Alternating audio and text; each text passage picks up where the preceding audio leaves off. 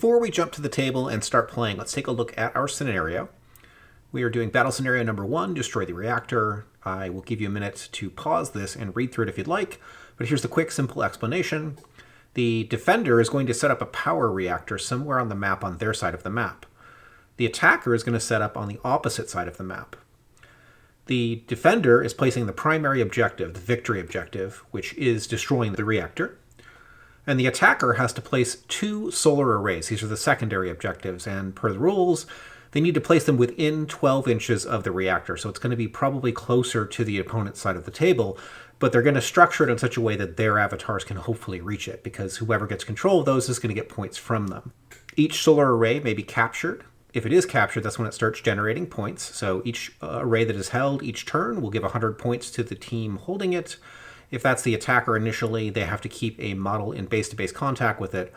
If that model is destroyed or leaves, and one of the defender's models reaches the array, they will recapture it. They don't have to stay in base-to-base contact, merely touch it once, and then it'll start producing points for them.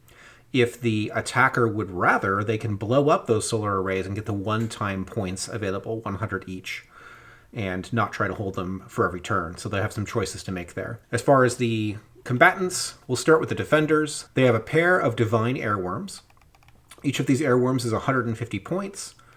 And as you can see, we'll scroll through their stats really quickly. They've got the base 500 armor because they are 100 tons. They're really fast. They have a 12 move, so they can get where they need to go quickly. They have a high agility, high body, high strength. Their defenses are decent. Their dice pool is nice. They've got a 10M, which means mastery. So they have 10 dice, and they're going to succeed on a 4, 5, or 6. They're not as good as melee. They only have 8 dice, and they only succeed on a 5 or 6. Their special abilities are Armor Regeneration 10, so they're going to get back 10 points of armor each turn, and they of course have that flight at 12 inches we looked at. Their special attack, their big claim to fame, is Divine Ball Lightning. That's a breath weapon. It's going to do 36 air damage, which is a lot, and it arcs to all targets within 6 inches, so if they can hit the entire unit, everybody's going to take that damage.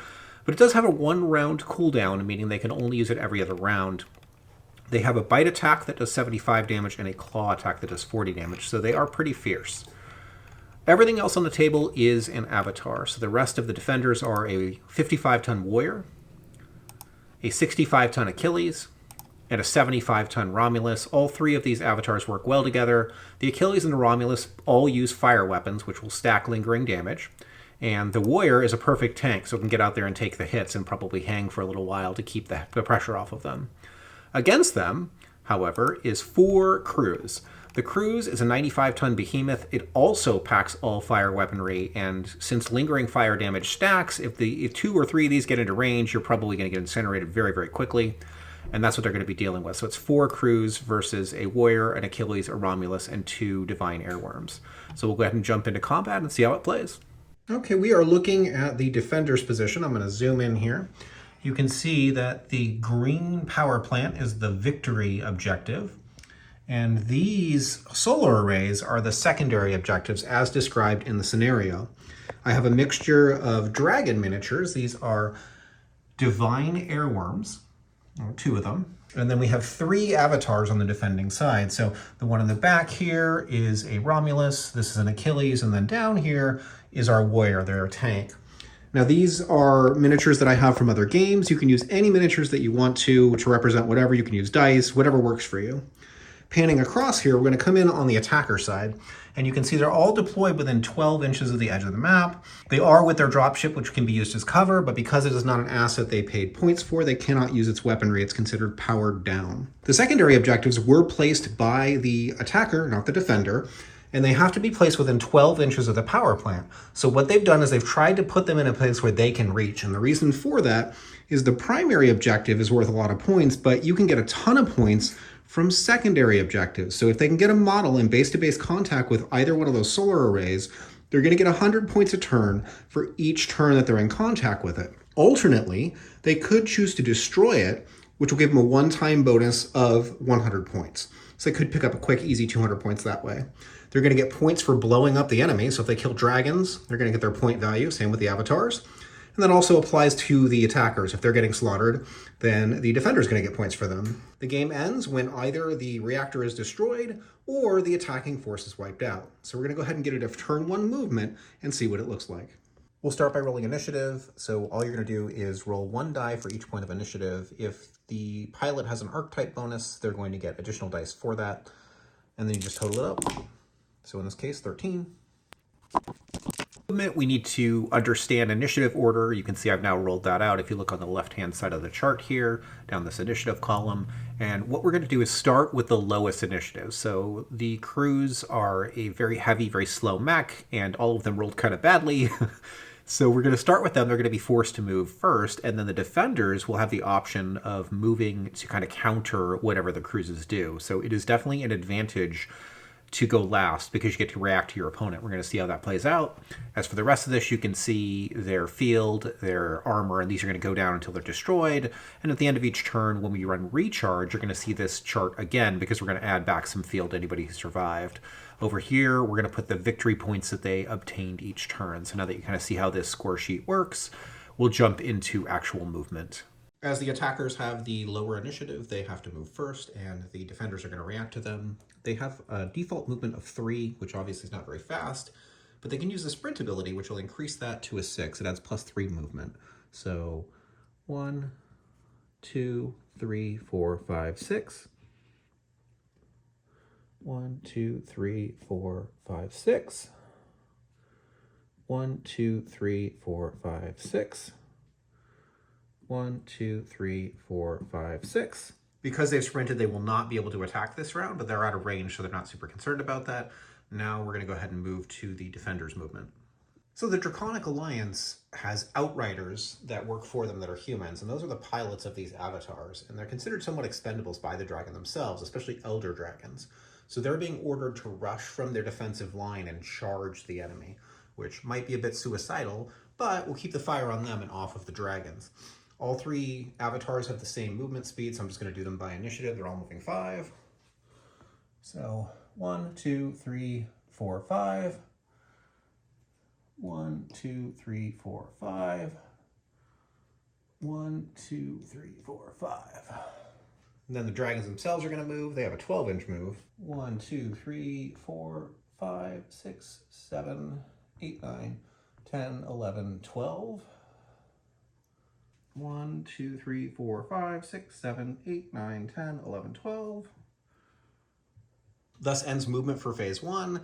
Now we're going to go to combat, and those who are able to fire are going to do so. Right now, the only ones that can are the warrior and this dragon. Both of them are in range of making an attack, so we'll resolve those now. All 4 of the attacking cruises have the same dodge, which is 2. They all move the same movement, which is 6. That's going to give them a move modifier of 2. You're going to get an additional 1 from the move modifier of the warrior and 4 for the dragon because he flew at max speed. So we're going to start with the warrior. So warrior's target number is going to be DT 2 plus 1 plus 2, 5. He needs 5 successes. He's a standard pilot, so he only has 8 dice, so odds are really good he's going to miss. 2, 3, 4, 5, 6, 7, 8.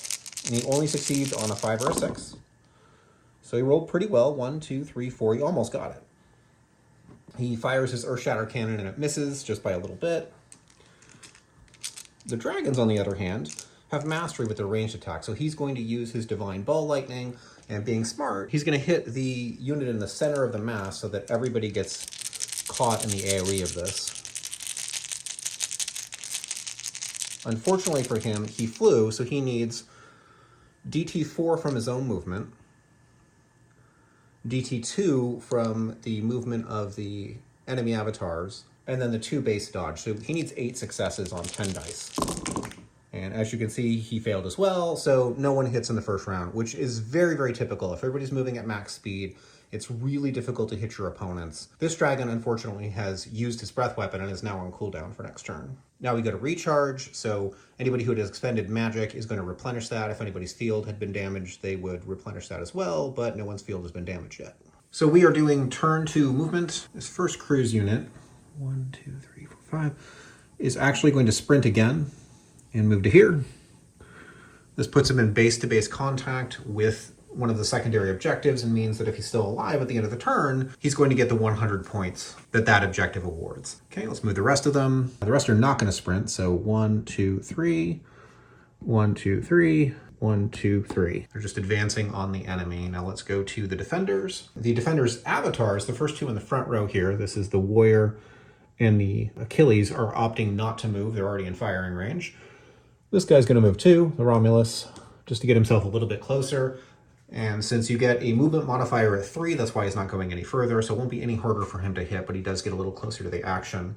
Now the dragons have some choices to make. This dragon, the Elder Airworm, is on cooldown for his breath weapon, so he's opting to land behind that avatar and attack it in melee, which does expose him to some fire, but he wants to stop it from controlling that secondary objective. And then let's move the other dragon. Dragons are haughty and arrogant creatures. They're coming in for the kill. If they were smart, they would stay at their max range, which is 12 inches, because that would put them outside of the range of return fire. But they're coming in quick because they want to unload their breath weapon and then drop down into melee and start fighting. If they were to continue circling and using just breath weapons, they're safe, but they can't protect the installation. It'll take them forever to destroy their enemies. That concludes movement for turn 2. Okay, time to see what some damage looks like. So the cruises have a movement modifier of 1. They are the slowest, they have to go first.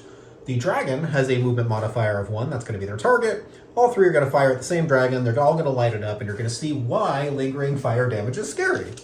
They need a DT5, which is their movement modifier of 1, plus the dragon's movement modifier of 1, plus the dragon's dodge of 3, so 5. But they have 9 dice to get it, and they need a 4, 5, or 6. Okay, first one hit on the money. Second one, 1, 2, 3, 4, 5, 6, hit plus 1. And the third one hit on the money.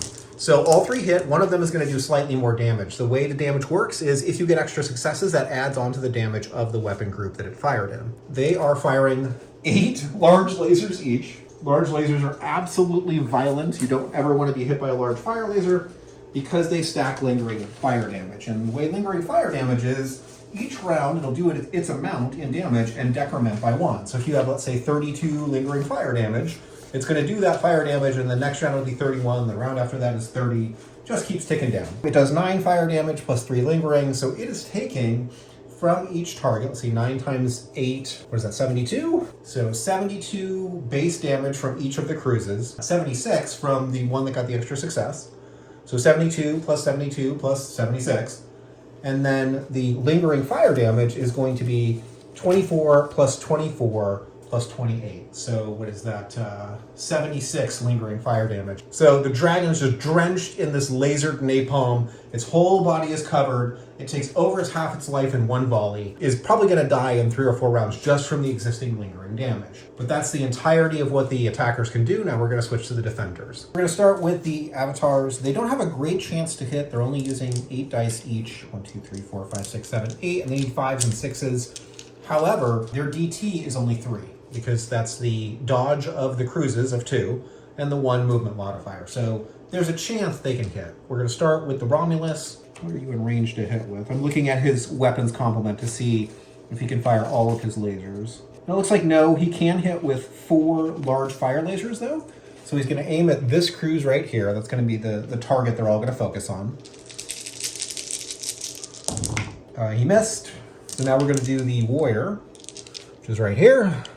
He's going to fire his Earth Shatter Cannon. He also needs a 3. He hit, so the Earth Shatter Cannon hits. And Earth Shatter Cannon is great if their fields are down. It does double damage against armor, but in this case, the field is still up and at full strength, so he just does his raw 24 damage to the cruise. And then the Achilles is going to fire. He's in range, since he's just standing a couple of squares away to hit with everything.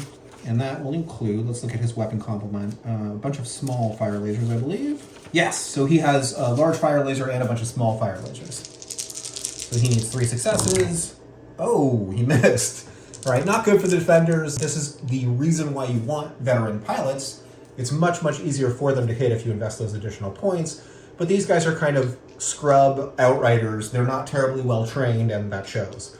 The dragons, on the other hand, are and know what they're doing. So this dragon here is going to use its breath weapon. It's got 10 dice. It needs 4, 5, or 6. It needs 7 successes because it flew full movement. 1, 2, 3, 4. But it's kind of concerned, so it's going to spend its luck. Now, this is a good instance to show how luck works. Luck allows you to roll failed dice on a roll. So if you roll 10 dice and 5 are successes, you're just re-rolling the ones that failed to add additional successes. And they each only have 1 luck, so they have to pick strategically when to use it. And this worked. So that got him up to 8. That's 1 over. So he's going to drop that air damage on everybody. It hits this guy, and then arcs to him, and to him. And so all of them take 36 air. 36 more to the first cruise, which is not enough to bring his field down, and then 36 to the other remaining models. And then lastly, the dragon is going to tear into this cruise, which already has a slightly lowered field, with its bite and its claw attack. It has a difficulty of 2 plus 2 is 4, so it's almost certainly going to hit. 4, 5, 6, 7, 8, 9, 10. 5, 6, 7 successes, which is not good for that cruise. That's going to stage up the damage some. And its base damage is 75. Plus 5 for each point over is 3, so 90 points of damage. That cruise has already taken 36, so that's enough to overload its field. And when you overload its field, you're going to roll a critical hit. And we're going to use our critical hit table to determine what damage that does. And just so you can see what that critical hit table looks like, all you do is roll a simple d6, a 3, arm damaged, plus 1 DT to all attacks, and make an athletics DT check 2 or fall. They have 6 dice. They'll succeed on a 5 or a 6. He needs 2 successes or he's going to be knocked prone. He did succeed, so he's still on his feet, but his field is down. He's taken some armor damage, and the dragon is going to attack again with its claw. 1, 2, 3, 4, 5 successes. That's enough to do it. So that hits as well. He's tearing deep into the cruise's armor and doing an additional 45 damage.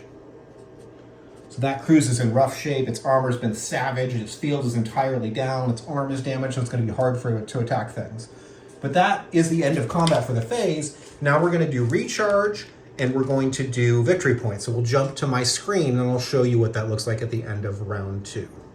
Okay, now you can see that we've got some real damage. Let's take a look at what happened this turn. So the first cruise had its field knocked all the way down to 0, and most of its armor destroyed. It's in the red. Things are looking really grim for this cruise. The other 3 cruises, their field all dropped quite a bit. So one of them took the Earth Shatter Cannon and the Airworm's breath weapon. The other 2 just took the breath weapon. And they have a rough choice, all 3 of these. When you hit the recharge phase, you have a recharge of 20 if you're a cruise, and your question is, do you use that to recharge your magic, which you're going to use to fire your weapons, or do you put it into the field? If they put their recharge into the field, they will not have enough magic this turn to fire all of their fire lasers. So if they want to do a full volley this turn, they can't recharge their shields. Now this one, cruise number 1, hasn't actually spent any of its magic yet because it sprinted. So it's going to go ahead and recharge its field. But the rest of them are going to save that and put it in their magic pool. That way, in this turn of combat, they can do another full volley. Because if all 4 of them turn and hit one target, probably the second dragon, it's going to die. If you look at the first dragon, it started out with 500 armor. It's already taken 296, and it has 75 lingering damage. So it'll take 75, 74, and then 73 and die. So on turn 5, no matter what this worm does, it's going to die. If the enemy had either a life or water core mech, they might be able to save it, but they don't. So it's going to die. Nothing's going to save this worm. And the cruise's only choice is, do they kill it off fast or do they switch targets? And the smart thing to do is switch targets and hit the other divine airworm, because they can, if all 4 of them hit it this turn, probably ensure that it also dies by turn 4 or 5. So now both worms were gone, and the only thing they have left to deal with is these 3 avatars, which are not piloted by veterans, and you're already starting to see how much that matters. A veteran pilot is going to hit much, much more of the time, and they're far more successful. So often it is worth investing those points. So that's recharge. Only 1 person recharged their field. The dragons obviously don't have fields, so there's nothing to recharge. For the attacker and defender points over here, you can see turn 1 there was no points. Turn 2, they managed to get that cruise up to the secondary objective and get the first 100 points. If the dragon destroys it, they'll stop accruing points. But if it survives this turn, then they will be able to accrue a second 100 points and so on and so forth. And they still have the option of destroying the secondary array, which will stop it accruing points every turn, but will give them the 100 points that turn. So they're in the lead right now. Okay, let's go ahead and jump into turn 3. Okay, let's do turn 3 movement. So as you can see, we've kind of got a full scrum now. All the avatars are all in close range. And generally, you're not going to move more than 2 when that's the case, unless you're seeking to get any melee. So we'll start with the cruises. These 2 units realize they've got targets all in their forward arc, meaning that unless everything moves, they'll be able to shoot something. So they're not going to change direction or facing. This avatar is a little bit worried that it's going to be left out, so he's going to go 1, 2 over to here. Actually, you might need to go further. Let's count this down. Yeah. 1, 2, 3, 4, 5. Maybe he'll stop at 4. And so they've all got targets they can hit.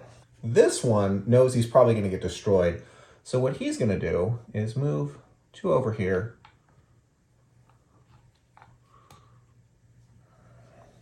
And hide behind the solar array, meaning that the dragon will have to chase him, or one of the avatars next to him will have to attack. Okay, so now we're doing the enemy avatars. He's simply going to take a step back and try and shoot that guy in the back. He's at point blank range. He'll step back 1, just to open up a little bit more distance. Whereas this one will step forward 2. Yeah, 2, and not go any further, so that he can get a good shot. And they'll probably focus fire this one after that one's destroyed. Now the dragons are going to move. This dragon's pissed for obvious reasons. It's going to land here and try to eradicate that one. Its other option would be using its breath weapon. But if it fires its breath weapon, it's only going to hit these 3, and this one's going to survive. And it can't count on its outriders to destroy it because they've been missing every shot. So it's going to take a chance, and it's going to try to take that avatar down with it. This one's already used its breath weapon, so he's going to have to fly into melee. 1, 2, 3, 4. And he's going to start attacking this one. So this is the primary target for the defenders and the secondary target for the defenders. Whereas this dragon is going to be the primary target for the attackers. And thus ends movement. Let's go into combat. So now we have practically no movement modifiers. Everybody's almost certainly going to hit. It's definitely possible to miss, but we'll start with our cruises. And if you remember, they were rolling 9 dice. This cruise is electing to shoot the worm that's going to try to kill him. 1, 2, 3, 4 successes is just enough to hit it, so no over. He's going to do his base damage, which will guarantee that the worm is dead on turn 4. He's going to add to that lingering fire damage, so it's knocked up to 99 lingering fire damage, and he's hitting it for a base 72 damage. So the worm is going to die at the end of next turn. The other 3 are all going to shoot this dragon. 6 successes on the first one. Let's see, he's got a movement modifier of 1 plus a dodge of 3, so we need 4. That's 2 over.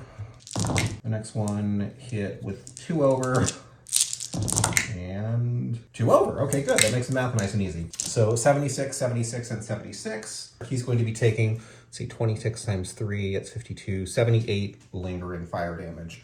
So this dragon's going to die on turn 4. This dragon's going to die on turn 5. Okay, so our warrior is going to fire his Earth Shatter Cannon and try and take down cruise number 1's field, which currently has 20. Ooh, nice. He rolled really well. 1, 2, 3 successes, since he has a 5+. But that's still enough to get the job done. It's 1 over, so he does 25 damage, which overloads the cruise's field. We're going to roll on our critical hit table because the field went down. We get a 5. Limb destroyed. We're going to roll a d6, see which limb it is. 1. Well, that's not good. So its right leg is destroyed and it falls prone. Now it's still alive. It's got 39 armor remaining, meaning that if the dragon doesn't kill it, the attackers are going to get another 100 points. So the dragon sort of is locked into doing that. These 2, the Achilles and the Romulus, the Romulus and Achilles are going to both fire at that avatar. Let's go ahead, keep dice. 1, 2, 3, 4 successes. So that's 2 over. For the Romulus, and for the Achilles is 1 success. So the Achilles misses, but the Romulus hits with everything. So it's firing its 4 large fire lasers for a total of 36 fire damage and 12 lingering fire damage. And then this dragon's going to attack it. 1, 2, 3, 4, 5, 6. That's more than enough. He bites down with his bite attack and does a full 75 damage plus 2 over 85 damage, which lowers the cruise's field and will be a critical. Let's see what it does. 6. That's my favorite one, and for a reason. 6 does double damage, so it does an additional 85 damage, meaning that if he hits with his claw attack, he will destroy the avatar. He does. So the dragon finishes off this avatar, just wrecks it. You could leave it on the map, I suppose. 50% of the attacking units go down this round, but both dragons are in really, really rough shape. Now, because the dragon is in base-to-base contact with the objective, the defender is now going to start getting 100 points a turn for that. And that ends combat for round 3. Okay, we've got some real fireworks for turn 3. 2 avatars have been destroyed. The other 2 have partially lowered fields. Both divine airworms are in real trouble. One of them is definitely going to die next turn no matter what it does.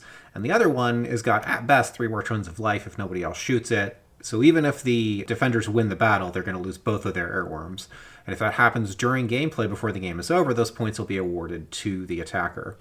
If you look at our point total over here, the defender has 350 because they got 125, 125, and then 100 for holding that secondary objective. So they're in the lead by 250. Our cruises have elected to put their 20 magic into recharge. It went from 74 to 94, and at this point, they just have to live. They've got to survive long enough for those airworms to die if they're going to have a chance, so they're going to become fast again. They're going to probably both sprint. You'll see on the tabletop what that looks like. So I guess let's go ahead and jump into the next turn. Turn 4 might be the last turn. We'll see. Okay, so we'll start with movement. Our first remaining cruise, 1, 2, 3, 4, 5, 6. So if he charges, which is a sprint action, he can hit this guy. And he's going to knock him back a square. And during the combat phase, this guy is going to take melee damage and have to make a DT5 athletics check, which he will almost certainly fail. And that'll knock him prone.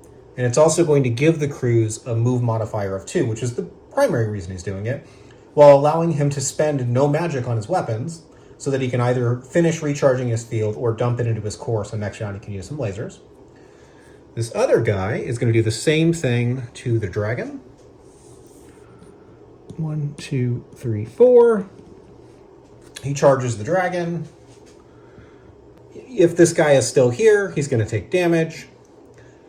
He's not going to be here, but we'll see that in a minute. Okay, so now it is the defender's turn to move. Now he has the option of stepping back 1, 2, 3. While the charge occurred, this guy saw it coming, and since he's got initiative, was able to back out of the way. If the cruise had won initiative, then there would be no way to resist the charge. So the fact that the cruise is slower, the other avatar is going to be aware of that. This guy is going to move over here. That way he's still touching the base in case they try to take it back. And he sees the dragon's in rough shape and going to die, and it also still allows him to fire on this cruise. And this guy is going to take 1, 2 steps back. So they're going to try and focus fire this cruise. This dragon is simply going to move back 2. So he's no longer in range of the charge and isn't going to accrue a movement modifier himself. This dragon is going to stay stationary and use, I guess, a breath attack? No, he knows he's going to die. So 1, 2, 3. So he'll have a move modifier of 1. But he's going to be in range of hitting that guy too. So they're going to really try and storm this guy down. And this guy is going to use a breath weapon on him. So that's movement for the turn. All right, it's time to resolve attacks. The attackers cannot resolve attacks because both of them chose to do melee. So since their targets are no longer in range, those attacks are avoided. They did generate the movement modifier they were after, though, so both of them have a move modifier of 2. Will be hard to hit. Let's go ahead and start with the avatars. So we'll go ahead and do the Romulus, then the Achilles, and then the Warrior. The Romulus missed, predictably, just 1 success, and he needs a total of 4. 2 successes, so a little better, but not enough to hit for the Achilles. And let's see if the Warrior can hit with the Earthshatter Cannon. No, so all 3 of them miss, which is not terribly surprising. 3 successes for the Warrior, he almost hit. Now we're going to do the first Airworm. He has a larger dice pool and more chance of success. This one still has a luck. He's used his luck. 1, 2 successes, 3 successes, so that is not enough. He is going to spend his luck, though, and that's more than enough to get there. He's actually 4 over on that bite attack. Bite attack does 75. He's going to go ahead and do his claw. Oh, but the claw misses.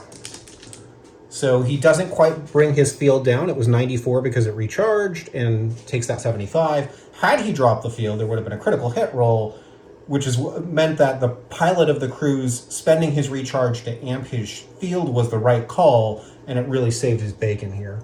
But this guy is now going to fire his breath weapon. He has a DT4 to hit, and no luck. 1, 2, 3, 4, 5 successes, so he hits with 1 over. That's going to overload the field. And a 1 on the critical hit chart. The field emitter damage, max 50% field strength. Probably not going to matter in this instance, but now he can't recharge his field over half in the event that he's able to break free and survive long enough. But he's still on his feet. And that will end combat for round 4. Turn 4 was explosive. Good stuff. So the first cruise, the number 3 that's surviving, put 20 points back into his field. He needs to survive as long as possible. The second cruise recharged his field to full, had 6 more recharge remaining, so he put it into his core so he could fire more lasers. Dragons obviously didn't need to recharge because they don't have fields. One of them died from the lingering damage, which is why the attacker got 150 points. The defender got 100 points from still controlling that secondary objective. And it looks like this Divine Worm, unless it's attacked by a cruise, is going to survive through turn 5, so probably one of the cruises will try to kill it. These other 3 avatars have been more or less useless. Of them, only 1 has hit so far, and it really underscores the usefulness of making your pilots veterans. You want mastery, because it dramatically increases your chance to hit on every single die, and you want a couple extra dice of ranged, or melee, depending on what the specialty of your avatar is. Anyway, let's jump into the last round and see who wins this. Okay, turn 5 movement. So first cruise, 1, 2, 3, 4, 5, 6. He's sprinting. Remaining dragon has used his breath weapon. It's on cooldown. So what does this cruise want to do? Yep. So he does a charge. A charge has to reach your target. In this case, he's going to hit the warrior, if the warrior is still there. But if the warrior leaves, he's abandoning that objective. So either the warrior stands in melee and takes the hit and hopes he survives and keeps control of that secondary objective, or he loses it. So time for the defenders to move. The thrall knows his duty, but he's not stupid, so he steps away from it so that he can't be hit in melee, so he's going to survive, but he abandons the objective. Okay, so the other dragon is going to fly down, swoop down, and attack the cruise that's making for the reactor. It's very obvious that's what this cruise is going to do. 1, 2, 1, 2. And then all 3 of the avatars are going to try to gang up on the cruise, but given their luck so far, they're probably not going to have a lot of success. Once again, neither cruise can attack because one of them just sprinted and the other one did a charge, so he could only do melee, and now there's no longer anything within reach to melee. So we're going to start with these 3 avatars. We'll go ahead and do the Romulus. 1, 2, 3, 4, 5, 6. His target number was 4. That's going to be 2 over. He's hitting with 4 large lasers, and all 4 of them hit. Now this cruise is fresh, so while that's going to lower his field to about half, that's all it'll do. Now we're going to try the Achilles. Achilles missed, and then we're going to try the Warrior with his Earthshatter cannon, and he also missed. So the Romulus hit, which is good. That's going to inflict the first damage, and with 4 fire lasers, that's going to be 36 base. Raised to, it's going to add twice, so 40 base damage. And then for the lingering damage, we're going to get to add 4 to the total. So let's see, it would be 3, 6, 9, 12 plus 4, 16 lingering. So something, he's definitely impacting his field, but the cruise is still in pretty good shape. This dragon is going to melee. He's got a move modifier of 3. The cruise has a move modifier of 2. That's a 5 plus 2 for the cruise's dodge is going to be 7. It's going to be really hard for the dragon to hit. And the dragon doesn't have any luck, so he's hoping to roll well. Okay, 1, 2, 3, 4 successes, so he misses. He's going to try to hit separately with the claw attack. 1, 2, 3, 4, 5, and he misses as well. So that's combat for the round, and it looks like nobody was destroyed, which is bad for the defenders. So end of round 5, there's not much changing, really much to say. Both cruises are still in the fight and slowly recharging their field and kind of getting where they wanted to go in order to be able to attack the reactor. The Divine Airworm, the second one's about to die, which is not good for him. But nothing else has really changed except we had 100 additional victory points for the crews because they got one of their units back into contact. So we keep having that secondary objective change hands. That's really all that happened. Let's go ahead and jump into turn 6. So we're going to start with our cruises just like we did last time. 1, 2, 3, 4, 5, 6. Perfect. So he actually charges the reactor. So he's going to do damage to the reactor, and then he'll have to make a piloting check to stay on his feet. But the whole point, and we're going to move him here so he goes to full 6. The whole point is for him to get his move modifier up because he knows this is the last turn the dragon's going to be a threat and that it's about to die from lingering damage. This cruise is going to abandon the objective. 1, 2, 3, 4, 5, 6. And he's running through the space occupied by the Achilles, which is going to force the Achilles to move. We'll do the defender's move now. So he's simply going to turn around and get like that. The Romulus is going to move to here. The warrior is actually going to step next to the objective to take it back and also try to fire on the crews, but there's this barrier in the way which is going to give the crews partial cover. So it's going to be a difficult shot, and we've already seen they really can't hit the broadside of a barn, so unless they get lucky, the crews is probably going to make it to the reactor. It's kind of looking bad for the defenders at this point. Okay, the last move would be the dragon, and the dragon knows he's got to stop this cruise from getting to the reactor, so he also has to move 6, which is not good for him because that's going to give him a movement modifier of 2 and also the cruise of a modifier of 2, which is going to make hitting really, really hard, and that was the cruise's whole goal. So the cruise that hit the power plant, the reactor, is able to keep his footing, does not fall, so he'll inflict times 2 melee damage, 100 damage to the reactor. He slams into it, rebounds off, but does a huge amount of damage and manages to keep from falling. And the second cruise doesn't need to roll, so let's go into the defenders.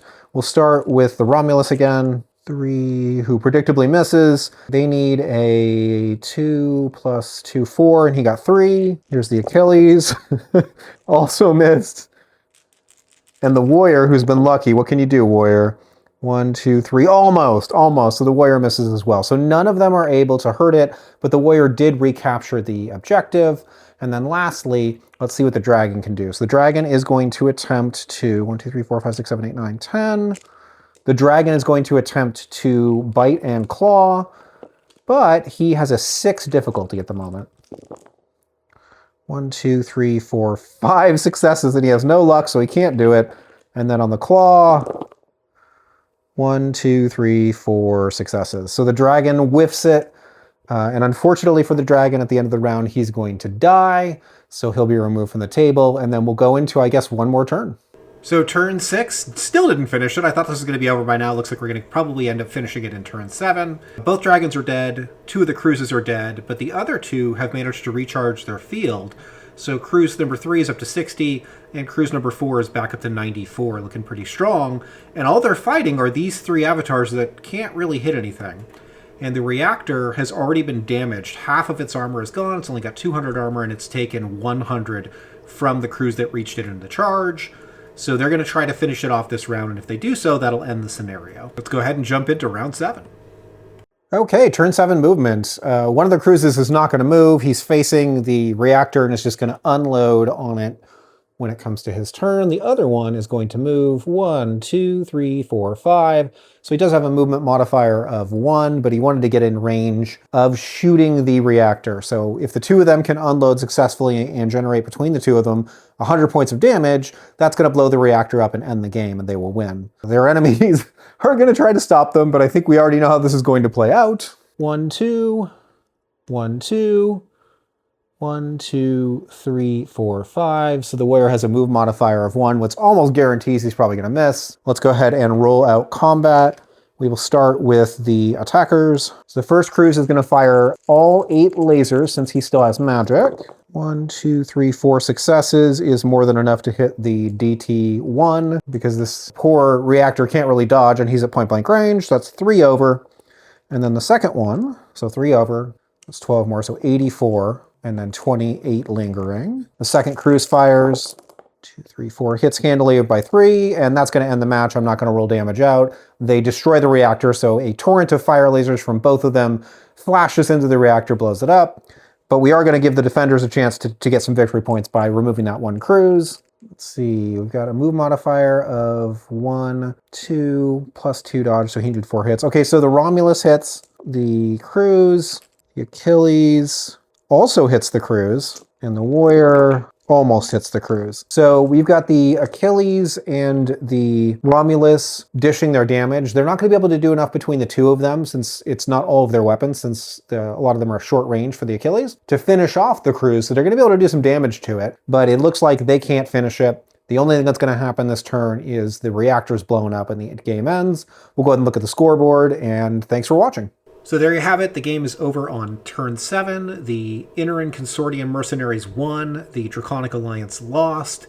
If the Draconic Alliance had structured their army a little bit differently, perhaps dropped the smallest avatar, the Warrior, and made their pilots veterans, they likely would have won. So how you build your army really does matter.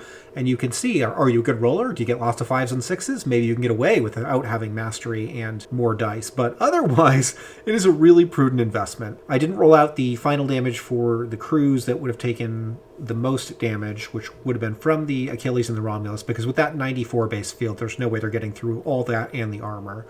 So, and even if they had, the victory points would not have swayed it. It would have added 125. They still would have lost with 775.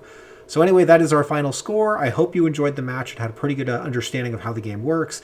If you have questions, please let me know. And a reminder, our Kickstarter is live for the next 2 months starting on August 1st, 2026. If you're watching this when it goes live, we would appreciate the support. We will have a link in the comments. And thank you again for watching.